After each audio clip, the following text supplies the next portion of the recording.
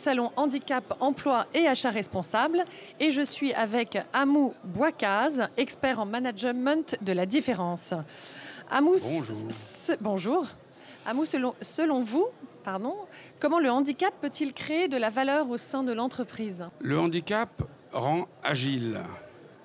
Le handicap oblige à se jouer des difficultés, à jongler avec les déséquilibres. L'enfant saute à cloche-pied, l'aveugle vit à cloche-œil. Et donc cette intelligence du déséquilibre nous rend capables d'exporter, nous rend capables de chercher de manière innovante. C'est grâce au handicap qu'on a inventé la télécommande, le scanner, le SMS, l'exosquelette. Toutes ces innovations qui permettent aux entreprises, et en particulier aux entreprises françaises, d'être leaders dans leur secteur dans le monde. Donc le handicap comme source de valeur, oui, effectivement. Le handicap reste cependant en France un sujet encore tabou. Comment casser les préjugés? En France, mais partout dans le monde. On cassera les préjugés quand on travaillera sur les questions de handicap comme on travaille sur les questions de développement durable, c'est-à-dire dès l'enfance. On cassera les préjugés quand on donnera des noms de rues, de bibliothèques, de lieux emblématiques à des personnes handicapées. On cassera les préjugés quand on aura une façon de voir le monde moins normative, quand on aura une envie de la rencontre qui fera qu'on rendra tous les bâtiments accessibles, non pas pour les personnes handicapées, mais pour les valides qui, à un moment donné, passent par le handicap. Parce qu'il faut bien comprendre que 85% des situations de handicap arrivent au cours de la vie. Il y a la personne qui se casse la jambe en allant au ski, il y a la personne qui devient invalide suite à un cancer pour quelque temps, et puis il y a la personne qui vieillit et qui perd de l'autonomie.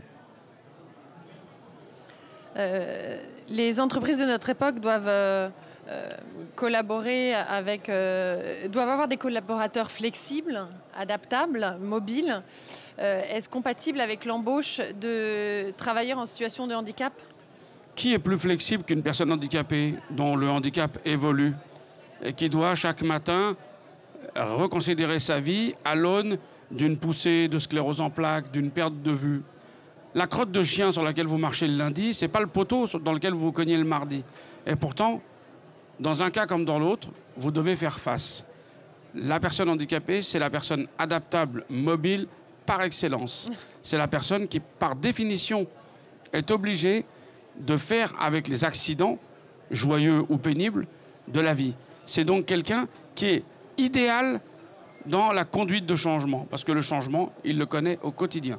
Donc c'est bien la preuve que la performance économique est compatible avec le handicap. Est-ce que vous pouvez nous expliquer en détail pourquoi? La performance économique, c'est la capacité à valoriser financièrement votre activité.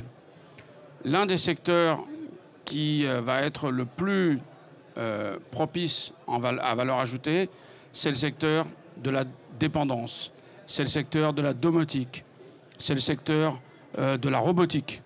Tous ces secteurs sont fortement marqués par le handicap. Le robot est un facilitateur de gain d'autonomie.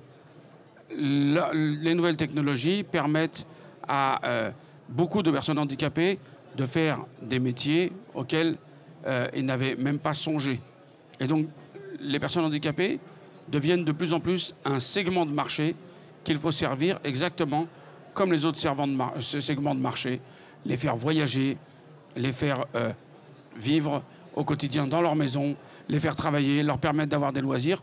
Voilà autant de niches dans lesquelles des start-up, des entreprises vont pouvoir prendre leur place, prendre de l'expansion et faire levier de croissance pour la France des années qui viennent. Le handicap comme source d'innovation. Merci beaucoup. Merci à vous. Merci à Amou Bouakaz. Bravo.